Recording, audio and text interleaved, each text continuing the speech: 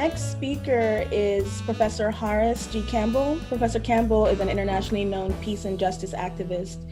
He holds a joint professorship in the Department of African American Studies and the Department of Political Science at Syracuse University.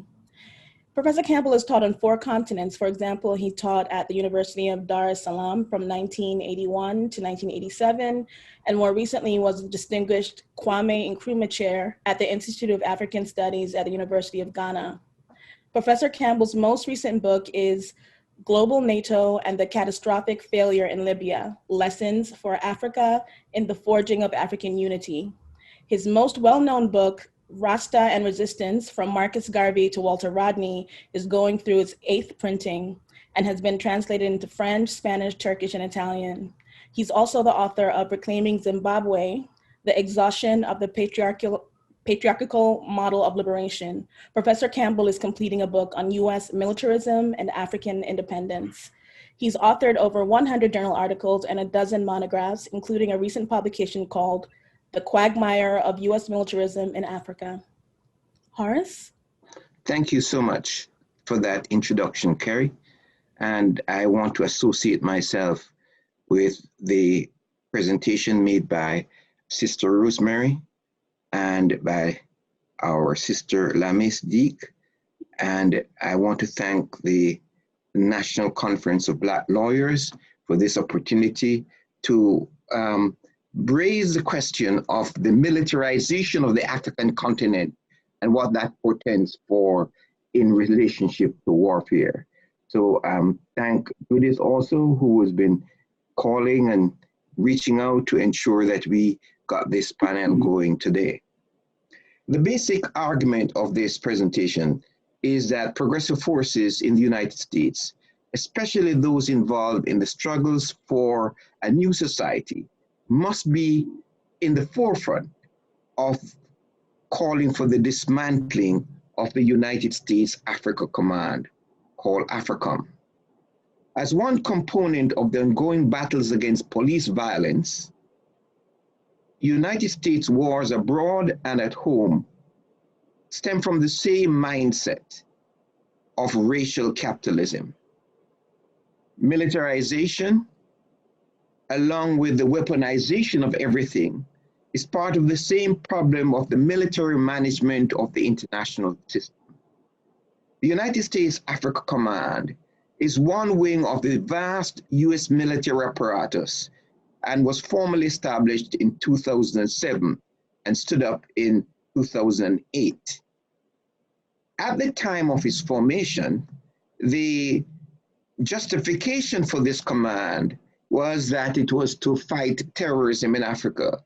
But in the past 2 years, the justification has changed to confronting China and Russia in the big power game.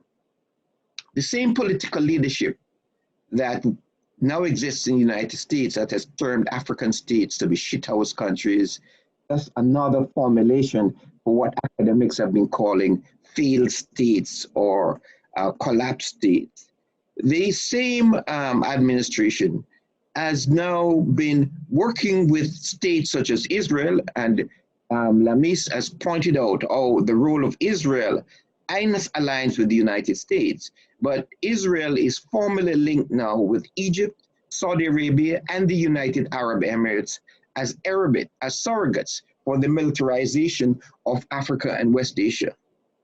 So although the justification for AFRICOM over the past 12 years has changed, the reality of the racism of the US armed forces in Africa is only slowly coming to light as the United States wreak destruction and destabilization in Africa. From the era of the Atlantic slave trade through the colonial period to the assassination of Patrice Lumumba, the arrest of Nelson Mandela, support for the apartheid regime, destruction of Libya, and currently aligning with France to destabilize Africa, the role of the US military has been to uphold white supremacy and ensure the dominance of the US dollar as a currency of world trade. The current uprisings in the USA and the struggles to defund the police are brought to the forefront how the coercive apparatus of the police and the military reinforce exploitation all around the world. In our conclusion, we will link the struggle of the peoples of Africa against AFRICOM to the quest for African reconstruction and transformation. And that requires that this is linked to reparative justice and a break from global capitalism. In the process, Black teachers, professionals, lawyers must interrogate the 6 points of the Black Lives Matter movement, because what corporate capital has done is to talk about Black Lives Matter, but to detract from the call of the Black Lives Matter movement for demilitarization, reparative justice, and the elimination of all forms of racial discrimination. And we believe that this is the only way to rehabilitate humanity and rehabilitate the planet Earth. So let me just make a few points about the launch of the Africa Command and how it has developed over the past 12 years. In 2007, when then President George Bush launched the US Africa Command, the US Africa Command and the US military took over all of the operations of the US government in Africa, from whether the State Department, the Department of Energy, Treasury, Department of Education, USAID, Department of Agriculture, Health and Human Services, and every aspect of research was done through the military. One can see how wide-ranging the influence of the military is. That the biggest operation of the United States military in Africa is something called PEPFAR. That is a project to support US pharmaceutical industry, the President Emergency Plan for AIDS Relief, which is run out of the Africa Command. Since the Bush-Cheney-Rumsfeld period, the US Africa Command has emerged as the social science force for research in Africa. When the US Africa Command was first set up, they placed a Black general, General William Kip Ward, as the head of AFRICOM. But by the time 4 years later, when the US was moving to destroy Libya, Ward was removed. And Kip Ward himself compared his demotion to the golden handshake given to General David Petraeus, who has since been elevated to becoming a major leader in the private equity firm of KKR. So the KKR and Petraeus shows the revolving door between the military, the private military contractors, and the more than $80 billion industry that is set aside for former officers of the US military. So why was there the need for the US Africa Command? Well, the need for the US Africa Command stems from the fact that at the time of independence of Africa, the United States had relegated the military domination of Africa to allies in NATO. That is, countries of Germany, France, Britain, Portugal, Spain. So these countries had the mandate to keep Africans in check. But the US military was never far behind, so that the US military intelligence services were complicit in the killing of Patrice Lumumba. And it was also complicit in arresting Nelson Mandela and oppressing freedom fighters in Africa. But all of this fell apart because of the intense struggles for liberation in Africa. And the intense struggles for liberation in Africa meant that the United States itself had to set up a command base in Africa. In the first instance, the command was through the Central Command, but by the end of the apartheid period, the United States moved from creating the Africa Crisis Response Initiative to the Africa Contingency Operations Training Assistance Program. And all these iterations were meant to ensure that the United States dominated African resources, dominated African peoples, and dominated African environment to forward and to ensure the United States economic dominance. Now, most people associate the United States military with purely fighting, but one needs to assert the centrality of the United States in the weaponization of finance. Rosmari has presented the impact of the sanctions against Cuba, but one cannot understand the sanctions regime of the United States without understanding the centrality of the United States military in supporting the United States dollar. Since the end of the Bretton Woods agreement that placed the US dollar as $35 to an ounce of gold, the US military is the main base for the dollar. And even the chairperson of the Bank of England has talked about the destabilizing role of the dollar in international financial affairs. And so one cannot understand the endless wars that have been fought in Afghanistan, Iraq, Libya, Syria, and now against the people of Iran without understanding that these wars are a necessary component of the military management of the international financial system. And so you may have studies after studies about endless wars and the vast military budget of the United States, but none of the representatives in Congress will go to deal with the question of the massive military budget of the United States of America, because they understand clearly that this budget is part of what is necessary for the United States to be able to handle trillions and trillions of dollars private equity elements. Let's now move from the question of the military management of the international system to racism and destruction in Africa. Now, we've already mentioned the role of the United States military in the destruction in the Congo, which is still ongoing, and in Southern Africa. But by the time the launch of the US Africa Command in 2008, the United States had been caught in a major financial meltdown. The entire capitalist system was at risk. And since that time, we have not recovered from the kind of fragility of international capitalism. At the same time, in Africa, there have been calls for the establishment of an African monetary system, an African central bank, an African currency. Colonel Gaddafi of Libya had emerged as a champion of the calls for the African currency to speed the integration of African peoples and African economies. The European Union, especially France, with its chokehold over African countries with the CFA, opposed the African currency.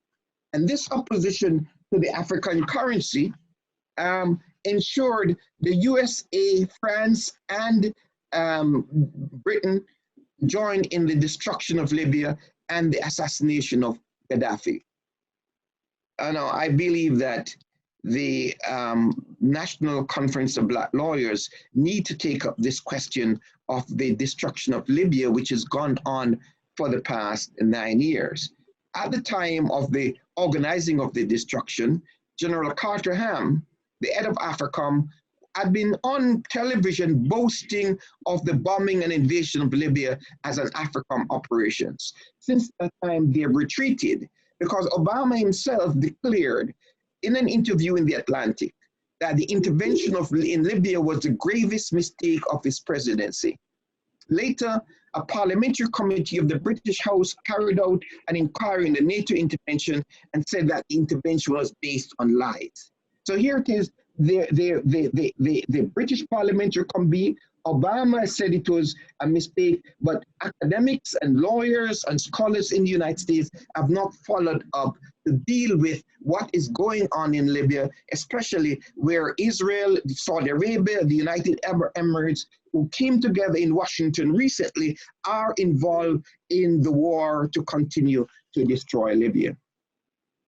Now let us talk about the operations of the US Africa Command in Libya, because we know that the US military operates from military bases that are based on what was in yesterday terms called sundown towns.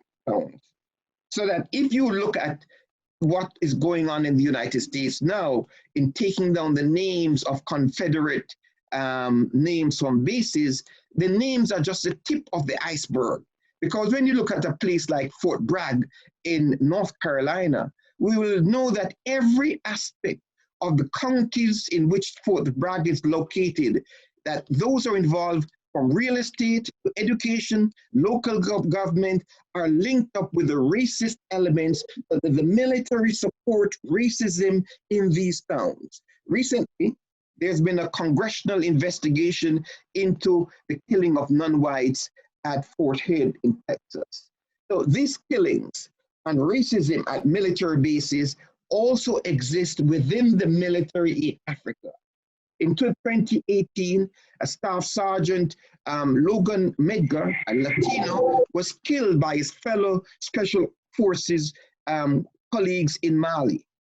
This killing was one of the few that, as reported, novelists in East Africa have used fiction to recount the homicides carried out by the US military personnel in Somalia and Kenya. Some of you would have seen the case of Sergeant David La Johnson, who was killed in Niger, where the US Africa Command has established an $800 million facility at Agadez to support the government of France to enhance and refine human trafficking in that part of the Sahel. Reporters from US newspapers have documented the role of the US Africa Command in Niger in this human trafficking, which is called smuggling in Africa. To the population of the United States, the mission in Niger has been presented as fighting the war on terror. So the racism inside the United States, the killing of Africans has its mirror image inside of Africa. But for a long time, the presentation to the US population is that since the time of Truman, the US military was the least racist of US government institutions. High-profile examples of General Colin Powell, or now General Charles Brown of the Air Force, had been published to show how blacks can advance in the military. The reality has just been the opposite, with the clear information on how the military is the main recruiting ground for the white racist forces.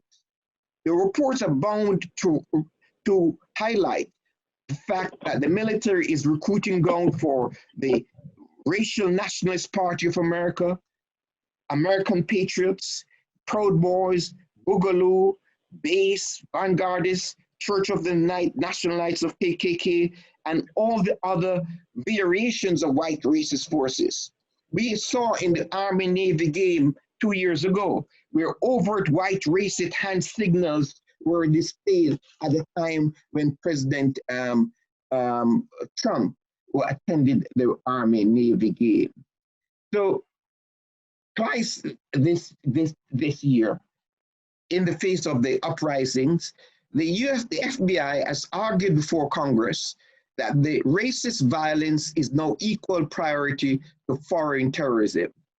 These hearings about local terrorists and the FBI documenting the role of white extremists have not echoed within the community for calling for dismantling of the US military in Africa. Let me try to wind down by reminding us of the 6 points of the Black Lives Matter movement when it was launched in 2016. Point number 1, end the war on Black people and end criminalization and dehumanization. Number 2, reparations past and present crimes, including redlining and reformulation of cultural and educational institutions. Number 3, invest and divest. Invest in housing, divest from military established universal health care and decriminalization. Number 4, economic justice and reconstruction. Number 5, democratic community control. Number 6, political power, independent Black political power and self-determination. It is clear from number 3 that the BLM is calling for the disestablishment of U.S. military forces. Now, in response to this, the establishment in the United States of America has created an organization called ADOS, African Descendants of Slavery, so that they can drive a wedge between Africans who are born in the United States and Africans from other parts of global Africa, from Africa and the Caribbean, to say that any discussion about reparations should be for Black people from the United States only. This is the antithesis of the kind of international solidarity that has been needed in terms of the Black political movement.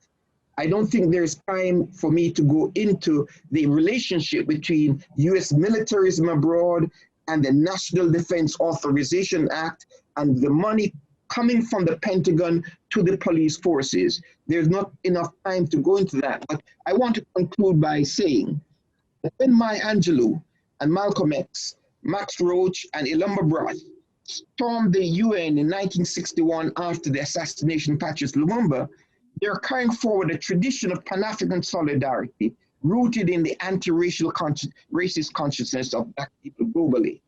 It was Malcolm X who stated clearly, if you do not know what's going on in the Congo, you will not know what's going on in Mississippi. The anti-apartheid movement carried forward this tradition with Trans-Africa and the Free South Africa campaign. Lawyers were at the forefront of these struggles, along with academics such as Ron Walters. It is in this tradition of Du Bois, Malcolm X, Maya Angelou, Ron Walters, that the Dismantle AFRICOM project is inscribed.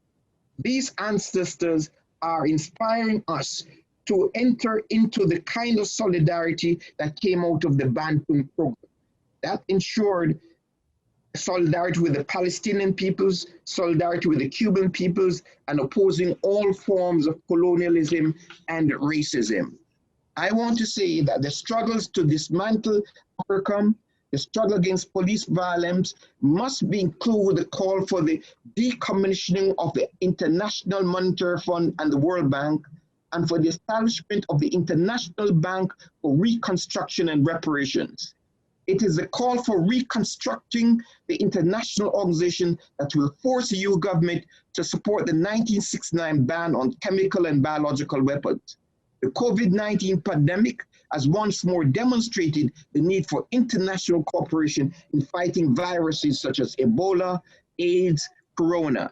The US military in weaponizing trade, finance, currency, and actually fighting in Africa is moving Africa closer to bringing African people into global warfare. The Black Lives Matter movement has inspired a Pan-African confidence. The symbolism of Colin Kaepernick kneeling instead of standing at football games and his punishment from the NFL has not gone down well in the military. So the military is very nervous about any kind of work by the National Conference of Black Lawyers or Black academics who raise the question about Confederate generals or military bases. We've seen the removal of the name of Woodrow Wilson from the Princeton School of International Affairs. But removing Woodrow Wilson's name from the School of International Affairs has not removed his ideas from what is taught to military officers and how military officers are trained to perpetuate this global war against peoples of color. In the face of this dismantling, calling for dismantling the military was the first to call for the diversity, equity, and inclusion. This diversity, equity, inclusion does not deal with the essence of racism in the United States military. And I want to end by saying that the progressive forces in the lawyers group in the United States of America must link themselves up with the progressive forces in Africa who are calling for dismantling overseas and defunding the police at home. Thank you.